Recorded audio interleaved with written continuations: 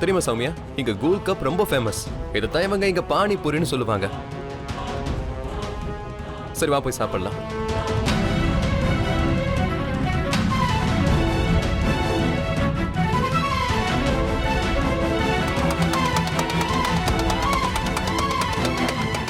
என்னாச்சு சௌமியா?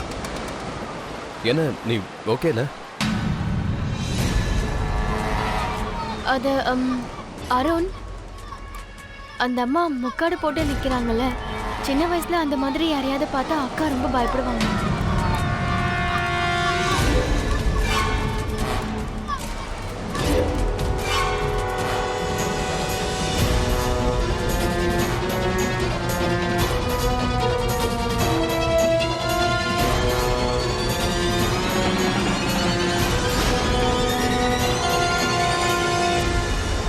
அந்த 3 பேர் எங்க போயிட்டாங்க? அதான் தெரியலையே, அவங்க எல்லாரும் எங்க போயிட்டாங்க?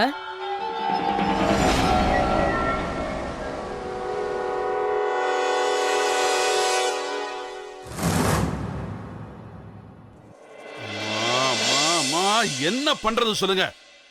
நான் என்ன பண்றது? வளையல போட்டுக்கிட்டு அவங்க முன்னாடி போய் உட்கார சொல்றீங்களா? மகேந்திரா, நீ பயப்படாத.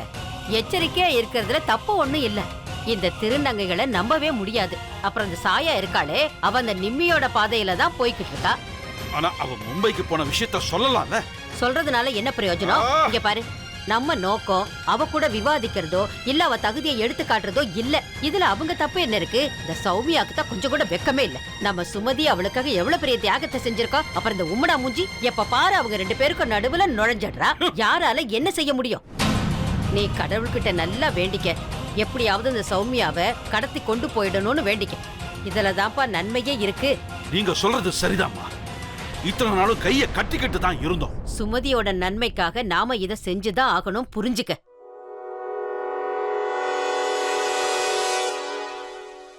இப்ப என்ன செய்யலாங்க? நானும் அதை தான் யோசிச்சுக்கிட்டு இருக்கேன் பிரீத்தி. வீரா, நீ ஒரு வேலை பண்ணு. நம்ம அருணுக்கு ஆக்சிடென்ட் ஆச்சுல, அந்த கேஸ் சம்பந்தமா போயிட்டு ஸ்டேஷன்ல ஃபைல் பண்ணிட்டு வா. அந்த ஆக்சிடென்ட்டுக்கு காரணமானவர் யாருன்னு தெரியலன்னு சொல்லிட்டு வா. நீங்க சொல்றது சரிதானே? இப்ப இந்த ஆளை ஏதாவது செஞ்சே ஆகணும். ரொம்ப தொல்லை பண்ணிட்டு இருக்காரு. ஒருவேளை நம்ம எதையும் செய்யலைன்னா இதே தான் செஞ்சுட்டு இருப்பாரு. அது மாமா, இப்ப இதெல்லாம் பண்ண வேண்டிய அவசியம் என்ன? எனக்கு என்னமோ சும்மா மிரட்டினாலே போதும் தோணுது.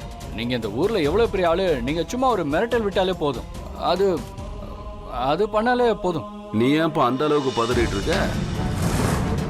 இந்த அர்ஜுன் தாஸை பத்தி தெரியும்ல, பறந்துகிட்டு இருக்கிற பறவையோட இறகுகளை கூட நான் எண்ணிடுவேன். அதே மாதிரி எதிரிங்களை விட்டு பிடிப்பேன். அப்பதான் விளையாட்டு சுவாரஸ்யமா இருக்கும். கேஸ் ஓபன் ஆகும், அவனை பத்தி நாம தெரிஞ்சுக்க முடியும். அவன் புடியும் நம்ம கைக்குள்ள இருக்கும்.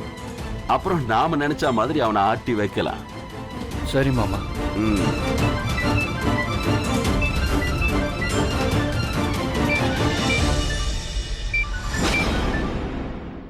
ராவியோட மாமனார் கால் பண்றாரு.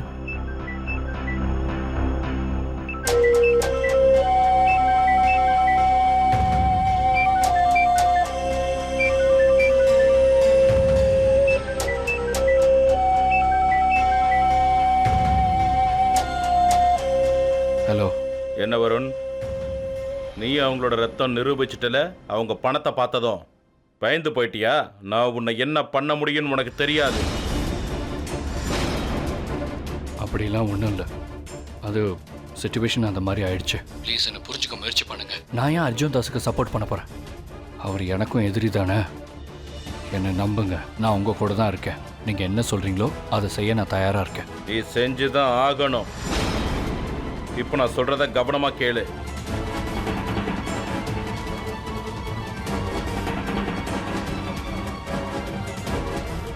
போன வச்சிடுறேன். சரி, நடக்கும்.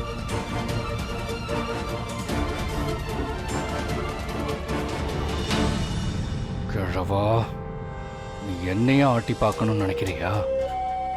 இரு, இந்த பிரச்சனை மட்டும் முடியட்டும், அப்புறம் உன்னை தனியாக கவனிக்கிறேன். சௌமியாவை பிடிக்க வந்தீங்களா இல்ல கடல்ல மீன் பிடிக்க வந்தீங்களா? அது எப்படி உங்க பார்வையில இருந்து சௌமியால தப்பிக்க முடிஞ்சது? நாங்க கவனமா தான் இருந்தோம். நடுவுல அந்த பொம்மைக்காரி எங்க இருந்து வந்தானே தெரியல. இல்லனா நேரம் அந்த சௌமியா நம்ம கூட இருந்திருப்பா. யார் அந்த பொம்மைக்காரி? எங்க இருந்து வந்தானே எனக்கு தெரியல. இது வரைக்கும் நான் பார்த்ததே இல்ல.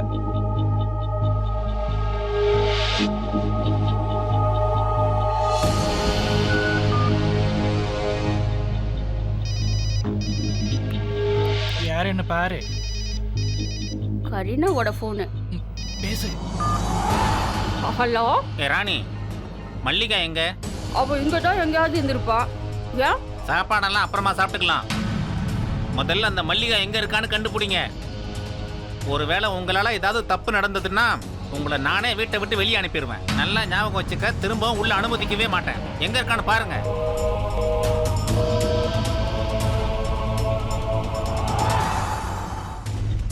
ஒருவேளை அருணுக்கும் சௌமியாவுக்கும் நம்ம வந்தது தெரிஞ்சிருச்சா என்ன? ஒருவேளை தெரிஞ்சா திரும்பி போயிடுவாங்க. வசதியானவங்க பெரிய பெரிய ஹோட்டல்ல ரூம் போட்டு தங்கி இருப்பாங்க. போங்க, எல்லா பெரிய ஹோட்டல்லையும் தேடி பாருங்க. ஆளாளுக்கு ஒரு பக்கமா போய் சீக்கிரமா தேடி கண்டுபிடிங்க.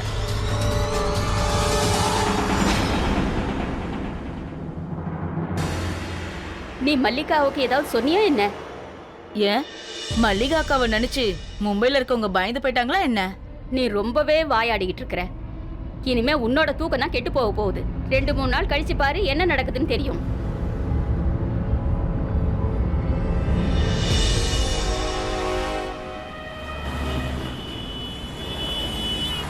இது ஸ்பெஷல் பூரி, அப்புறம் இதுக்கான சைட் டிஷ் சார் இதெல்லாம்.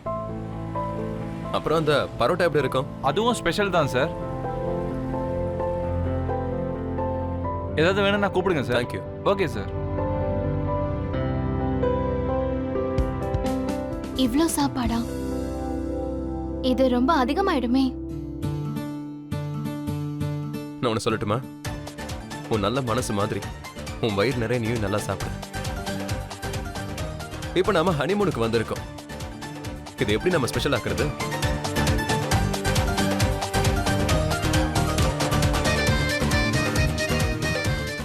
ஆமாக்கா, கொஞ்சம் கொஞ்சம் எல்லாத்துலயும் டேஸ்ட் பண்ணி பார்க்கலாம்.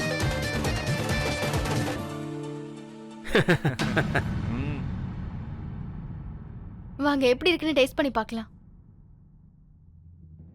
சூப்பரா இருக்குல்ல? ஹனிமூனுக்கு 3 பேரு.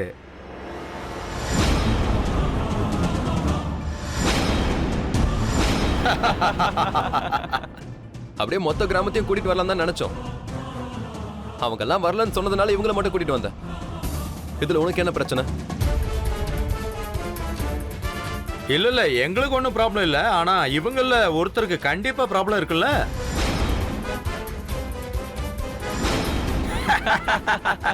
இது வரைக்கும் எந்த ப்ராப்ளமும் இல்ல. ஆனா இப்போ என் உள்ளங்கை அரிச்சுக்கிட்டே இருக்கு. என்ன பண்ணலாம் நீயே சொல்லு. ஓங்கி ஒரு அரை அரைஞ்சனா அப்புறம் எல்லாம் தன்னால சரியாயிடும். ஒரு நிமிஷம் relax sir, relax.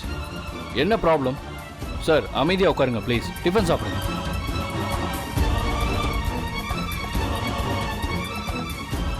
Sorry sir, நீங்கள் என்ஜாய் பண்ணுங்க. வேறு ஏதாவது ப்ராப்ளம் இருந்தால் நான் பார்த்துக்கிறேன்.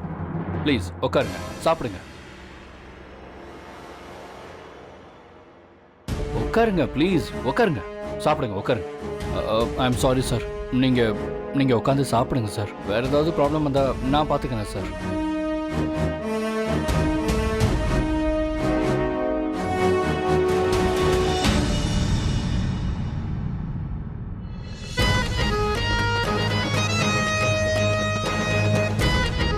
ஐயோ, மல்லிகா கிடைச்சாலே இல்லையா? இல்ல, நீ எங்கேயாவது பாத்தியா? இப்ப என்ன பண்றது? கரீனாவுக்கு தெரிஞ்சா நம்ம மூட்டை முடிச்சு எல்லாம் கட்டி நம்மள கழுத்தை பிடிச்சு வெளியே தள்ளிடுவாளே. எனக்கு ரொம்ப பயமா இருக்கு. என்ன பண்றது? வா அந்த பக்கம் போய் பார்க்கலாம். வா அங்க போய் தேடி பார்க்கலாம். சரி வா.